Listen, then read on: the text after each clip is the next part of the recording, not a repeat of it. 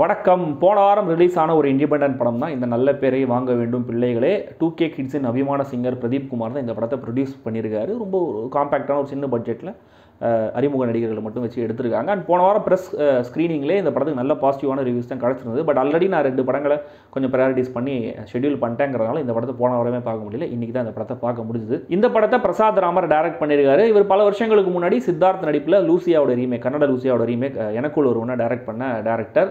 இந்த படத்தில் மோஸ்ட்லி புதுமுகங்கள்லாம் சொன்ன இல்லையா, பூர்ணிமா ரவி ஒரு சின்ன ரோலில் நடிச்சிருக்காங்க. மற்றபடி எல்லாருமே ஃபேர்லி நியூ தான். முக்கியமான விஷயம் என்னன்னா, இந்த படத்தோட டைட்டிலுக்கும் இந்த படத்தோடைய கண்டென்ட்டுக்கும் எந்த சம்பந்தமும் கிடையாது. இது ஒரு அடல்ட் ரேட்டட் படம். ஆனால் அதுக்கு நல்ல பேரை வாங்க வேண்டும் பிள்ளைகளேன்னு ரொம்ப சமத்தான ஒரு டைட்டில் வச்சிருக்காங்க. ஸோ அப்படி என்ன இருக்குது இந்த படத்தில் அப்படிங்கிறத தெரிஞ்சுக்கிறதுக்கு முன்னாடி பிவிஆரில் பலாசோவில் இந்த படத்தை நான் பார்த்தேன். பலாசோ ஆடி 7ல் இந்த படத்தை நான் பார்த்தேன். வழக்கமாக என்ன பண்ணுவாங்க, இந்த படம் வந்து வேறு ஃபார்மேட்டில் எடுத்திருக்காங்க. அதனால் 2 பக்கம் பிளாக் வரும், மேலே கீழே பிளாக் வரும், ஏதோ ஒரு காரணம் சொல்லுவாங்க இல்லையா. ஆனால் இந்த படத்தோடைய ஸ்க்ரீனிங்கில் எப்படி இருந்துச்சுன்னா, ஒரு பக்கம் நிறைய பிளாக் ரைட் சைடு, இன்னொரு பக்கம் கம்மி பிளாக்குன்னு ப்ரொப்போர்ஷனேட்டாகவே இல்லை அந்த ஸ்க்ரீனிங்கு. எதுக்காக அப்படி இது பண்ணாங்கன்னு தெரியல. கூப்பிட்டு கேட்டால் இல்லைங்க அப்படி தாங்க அந்த காப்பியே வந்துச்சுன்றாங்க. எந்த உலகத்துலையாவது இப்படி ஒரு காப்பியை ஸ்க்ரீன் பண்ணுங்கன்னு கொடுப்பாங்களா? தெரில, நிஜமாவே தெரில அது என்ன காரணம் அப்படின்னு கம்ப்ளைண்ட் பண்ணியும் அவங்க எந்த ஆக்ஷனும் எடுக்கலை. இத்தனைக்கும் இன்டர்வல் முடிஞ்சதுக்கப்புறம் படம் ஆரம்பிக்கும் போது ஃபுல் ஸ்க்ரீனில் வந்துச்சு. அதுக்கப்புறம் டாயின்னு ஜூம் அவுட் பண்ணி திரும்ப அதே மாதிரியே சுத்தமாக எந்த ஆஸ்பெக்ட் ரேஷியோவும் ரேஷியோவே இல்லை, அது இடகுடமும் ரேஷியோவில் திரும்ப அதே மாதிரி ரீசைஸ் பண்ணி ஸ்க்ரீனை செட் பண்ணாங்கன்னா பாருங்களேன். இப்படிலாம் பண்ணிட்டு அப்புறம் தியேட்டருக்கு கூட்டம் வரலன்னு புலம்புறது, என்னத்தை சொல்கிறது. ஸோ நீங்கள் சப்ஸ்கிரைப் பண்ணலையா, சப்ஸ்கிரைப் பண்ணுங்கள். வீடியோ பிடிச்சிருந்ததுன்னா அதை கமெண்ட்டில் சொல்லுங்கள், பிடிக்கலனாலும் அதை கமெண்ட்டில் சொல்லுங்கள், லைக் பண்ணுங்கள், ஷேர் பண்ணுங்கள்.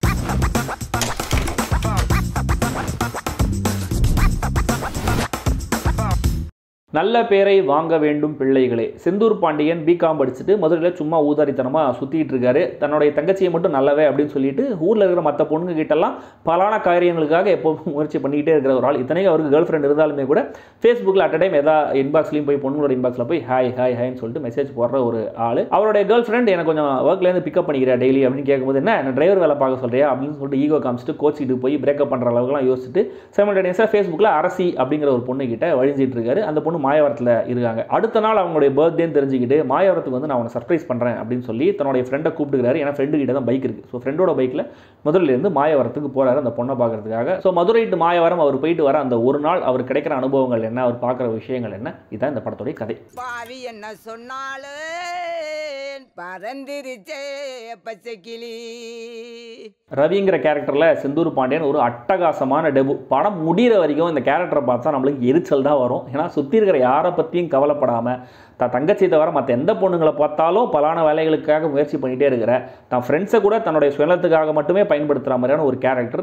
இந்த கேரக்டர் ரொம்ப சின்சியராக போர்ட்ரே பண்ணியிருக்காரு. அரசிங்கிற கேரக்டரில் பிரீத்தி கரண் மெச்சூர்டான, கான்ஃபிடென்ட்டான, அவங்களுக்குன்னு சில ஆசைகள் இருக்கிற, ஆனால் எதையும் பெருசாக வெளியில் ஓப்பனாக எக்ஸ்பிரஸ் பண்ண முடியாத ஒரு கேரக்டர். ஆனால் நடிப்பில் ரொம்ப அழகாகவே அதை வெளிப்படுத்தியிருக்காங்க. ரவி கேரக்டர் கிட்ட இன்னசென்ட்டாக இவங்க கேட்குற கேள்விகளும் நல்லா இருக்குது, சட்டு நாக்கு பிடிக்கிற மாதிரி கேட்குற கேள்விகளும் நல்லா இருக்குது.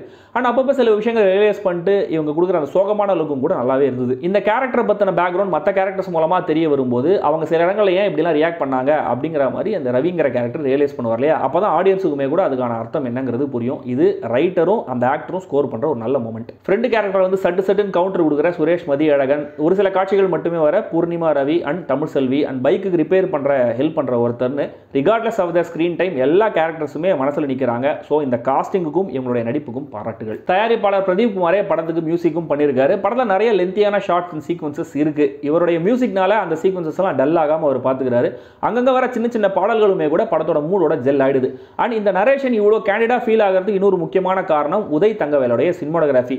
ஆனாலுமே கூட இந்த பட்ஜெட் கன்ஸ்ட்ரெயின்ஸ்னால இது கொஞ்சம் உருப்படியாக எடுக்கப்பட்ட யூடியூப் வீடியோவோ அப்படிங்கிற ஃபீல் வர தவிர்க்க முடியல. இந்த டைட்டில் 10 தடவை சொல்லி முடிச்சாலே இந்த படம் முடிஞ்சிடும். ஜஸ்ட் 115 மினிட்ஸ் மட்டுமே வர ஒரு சின்ன படம். இதில் ஒரு டாக்ஸிக் கேரக்டருடைய ஜேர்னி, அதில் வர இயல்பான கேரக்டர்ஸ், ரிலேட் பண்ணக்கூடிய நம்பக்கூடிய சம்பவங்கள், அந்த டாக்ஸிக் கேரக்டருக்கு கிடைக்கிற அனுபவங்கள், அதுலேருந்து நாம இன்டர்பிரட் பண்ணிக்கக்கூடிய விஷயங்கள், அதோடைய ரிடம்ஷன் ஆர்க்குன்னு ஒரு யதார்த்தமான கதையை பொல்யூட் பண்ணாமல் டைல்யூட் பண்ணாமல் ஸ்க்ரீனில் கொண்டு வந்திருக்காரு இயக்குனர் பிரசாத் ராமர். டைட்டில் மட்டுமே அட்வைஸ் பண்ணுற மாதிரி இருந்தாலும் படத்தில் இன்ட் ஆஃப் அட்வைஸ், ப்ரீச்சியான வசனங்கள்னு எதுவுமே கிடையாது. அரசியல் கேரக்டருடைய குட்னஸை காமிக்கிற இடங்கள். இந்த ரவி கேரக்டர் ஆரம்பத்தில் பயங்கரமான ஈகோ காமிச்சாலும் கெத்து காமிச்சாலும் நம்ம பெருசாக சிக்கியிருப்போம், ஆஹா இவ்வளோ பெரிய பிரச்சனையில் மாட்டியிருப்போம்னு ரியலைஸ் பண்ணுற அந்த ஒரு மொமெண்ட், அவர் சாரி கேட்குற மொமெண்ட், கடைசியில் தன்னுடைய தங்கச்சியை பார்த்துட்டு அவர் கொடுக்குற ரியாக்ஷன் எல்லாமே ரொம்ப ரியலாக நம்ம பக்கத்தில் இருந்து நம்ம ஃப்ரெண்டோட வாழ்க்கையை பார்க்குறோமோ அப்படிங்கிற ஒரு ஃபீல் தான் இருக்குது. படத்தோட பிரச்சனைகள்னு சொல்லலாம். முதல்ல இந்த படத்தோட டைட்டிலே எனக்கு எனக்கு பிரச்சனையாக தான் இருக்குது. ஏன்னா கொஞ்சம் மிஸ்லீட் பண்ணுது. மேபி ஒரு ஐரனிக்காக இந்த டைட்டில் வச்சோன்னு வேணால் மேக்கர்ஸ் ஜஸ்டிஃபிகேஷன் கொடுக்கலாம்.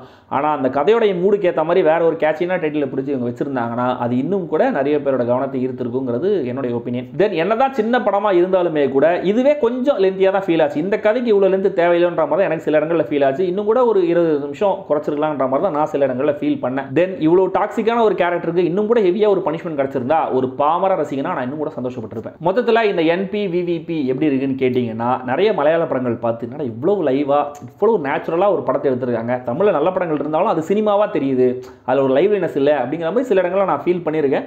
அப்படி ஒரு படத்தை தமிழில் ஒரு எக்ஸ்பெரிமெண்ட்டாக எடுத்திருக்காங்க. ஸோ என்ன மாதிரியே நீங்கள் ஃபீல் பண்ணியிருப்பீங்கன்னா என்ன மாதிரியே நீங்களும் இந்த படத்தை பார்க்குறதுலாம் கரெக்டாக இருக்கும் இல்லையா? ஸோ ட்ரை பண்ணி பாருங்கள். படம் இப்போதைக்கு தியேட்டரில் மட்டும் தான் ரிலீஸ் ஆயிருக்கு. அவங்களே அடல்ட் சர்டிஃபிகேட் தான் கொடுத்துருக்காங்க, அதை மறந்துடாதீங்க.